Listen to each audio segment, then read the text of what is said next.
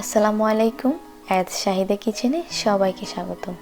আজকের রেসিপিটা হচ্ছে বেগুন ভর্তা।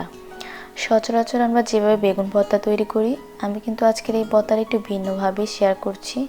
আশা করছি আমার আজকের বেগুন ভর্তা রেসিপি আপনাদের কাছে ভালো লাগবে।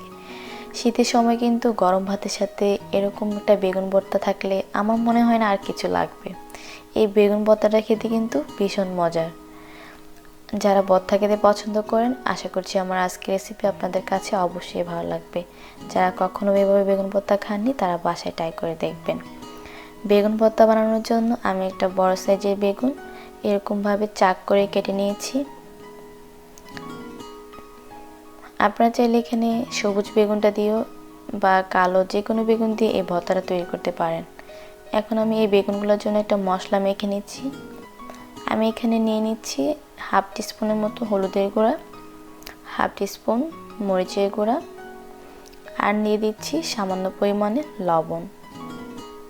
মরিচের পরিমাণটা একটু বুঝে অ্যাড করবেন, কারণ ভর্তা বানানোর সময় এখানে কিন্তু আমরা মরিচ অ্যাড করব।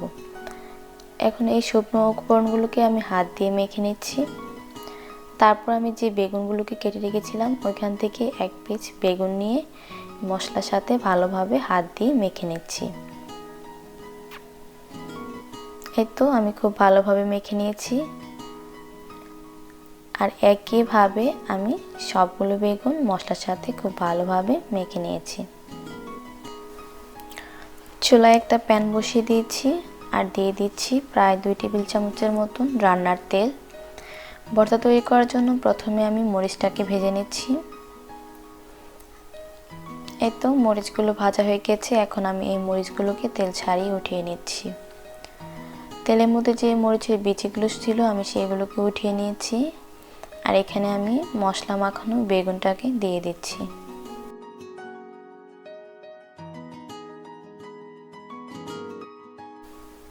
বেগুনগুলো দেওয়া হয়ে গেলে তারপর আমি এই বেগুনগুলোকে ঢাকনা দিয়ে ঢেকে প্রায় 2 মিনিটের মতো সিদ্ধ করে নিচ্ছি।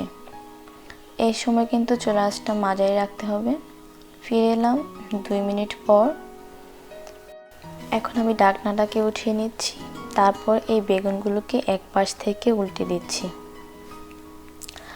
আর ভর্তা তৈরি করার জন্য কিন্তু বেগুনগুলোকে একটু পোড়া পোড়া করে ভাজতে হবে। পোড়া পোড়া করে ভাজলে কিন্তু ভর্তাটা খেতে বেশি ভালো লাগে। এক এক করে আমি সবগুলো বেগুন উল্টিয়ে দিয়েছি। তারপর আমি আবারও উপর থেকে কিছুটা তেল দিয়ে দিয়েছি। ঢাকনা দিয়ে ঢেকে দিচ্ছি বেগুনগুলো সিদ্ধ হওয়ার জন্য।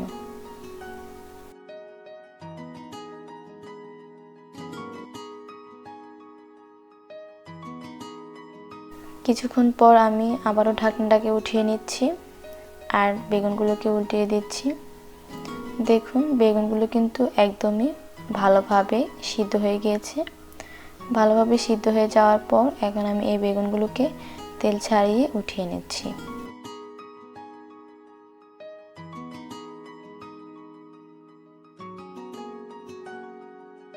একইভাবে আমি সবগুলো বেগুন ভেজে নিয়েছি। এখন একটা বাটিতে নিয়ে নিচ্ছি 4টির মতো শুকনো মরিচ। জালটা আপনাদের পছন্দ মতো অ্যাড করবেন।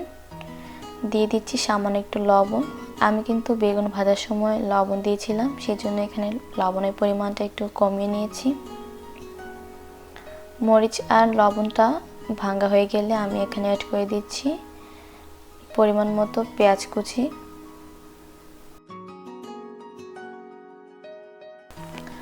পেঁয়াজগুলোকে কিছুক্ষণ মেখে নেওয়ার পর আমি এখানে অ্যাড করে দিচ্ছি কিছু ধনেপাতা কুচি। আর ভর্তার মধ্যে কিন্তু পেঁয়াজ আর ধনেপাতার পরিমাণটা বেশি দিলে ভর্তাটা খেতে বেশ ভালো লাগে। খুব ভালোভাবে চটকিয়ে নিচ্ছি। তারপর আমি এখানে দিয়ে দিচ্ছি প্রায় 1 চা চামচের মতো সরিষার তেল।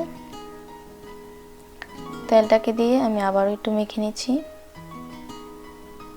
মাখা হয়ে গেলে আমি এখানে অ্যাড করে দিচ্ছি ভেজে রাখা বেগুনগুলো। এখন আমি এই বেগুনগুলোকে এই উপকরণগুলোর সাথে খুব ভালোভাবে মেখে নিচ্ছি। বেগুনটা ভাজলে কিন্তু বেগুনের চামড়াটা অনেক শক্ত হয়ে যায়, সেজন্য আমি বেগুনের চামড়াটাকে ফেলে দিচ্ছি। আপনারা চাইলে এটাকে রেখেও দিতে পারেন, কোনো সমস্যা নেই। আমি বেগুনের চামড়াগুলোকে ফেলে দিচ্ছি।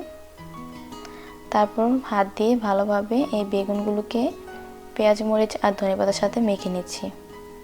এই তো আমার ভর্তা তৈরি হয়ে গেল। আশা করছি আপনাদের কাছে আমার আজকের এই বেগুন ভর্তা রেসিপিটি ভালো লেগেছে। আর গরম ভাতের সাথে কিন্তু এই ভর্তাটা খেতে খুবই ভালো লাগে। যারা কখনো এভাবে বেগুন ভর্তা তৈরি করে খাননি, বাসায় ট্রাই করে দেখবেন। আশা করছি আপনাদের কাছেও ভালো লাগবে। আর আমার রেসিপি ভালো লেগে থাকলে অবশ্যই আমার চ্যানেলটি সাবস্ক্রাইব করবেন। সবাই ভীষণ ভালো থাকবেন, সুস্থ থাকবেন। আজকের মতো বিদায় নিচ্ছি। আল্লাহ হাফেজ।